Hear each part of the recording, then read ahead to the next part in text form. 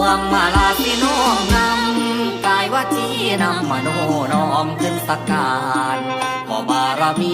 ฤทธิ์ที่พระทรงญาณดวงพ่อนาคนั้นจงอำนวยสุขผ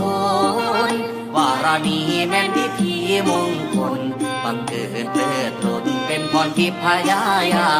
นให้สารานรื่นเรื่องสุขเย็นจงได้หายทุกเข็นเวรภัยยาได้มีขอเดชแห่งบารมีหลวงพ่อนาคมีคุ้มเก้าเกศา